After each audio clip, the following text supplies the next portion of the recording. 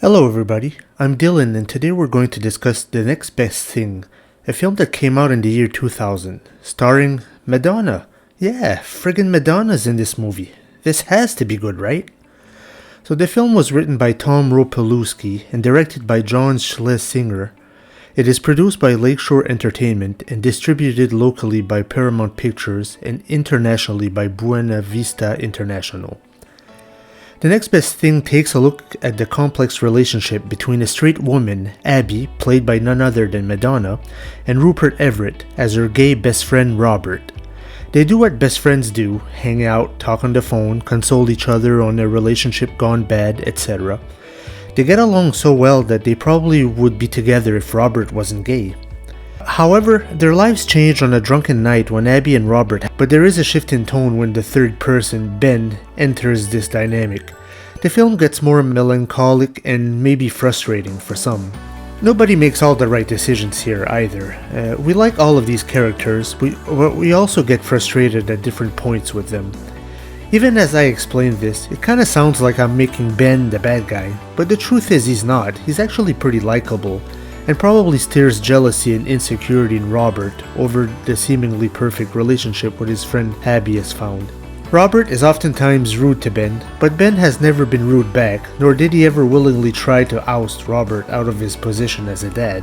So the film presents complexities and difficult situations with what I consider good people. So probably the main theme of this movie is friendship. We see the good friendship between Abby and Robert, and their friendship seems unbreakable, but it is put to the test when Robert risks losing his son. Probably the secondary theme is parenthood. The good friendship eventually evolves to parenthood, and what better parents can one have than two parents who get along so well together, even if they're not in love with each other. And finally, jealousy and insecurity, which can be understandable regarding Robert's position. The film has a bittersweet ending, but you just wish that all these characters could have just moved in together or something. Nothing wrong with having three good parents raising you, whatever the neighbors might say. So, I like this film. I'm sure the ratings for it must be pretty decent. Whoa! 4.7 on IMDb and 19% on Rotten Tomatoes? Whoa, this can't be right. Did I mix up the ratings with Chuck and Buck? Nope. This is the real score for this film. My god, what happened here? The Next Best Thing was considered a flop by viewers and critics, much to my surprise. When I watch these films to review them, I usually go in without any knowledge of its scores or reactions, so sometimes I'm left astonished. I was curious and checked some of the comments on this film. Some comments panned Madonna's acting. To be honest, I was following the film and none of the performances slapped me in the face as spectacularly bad.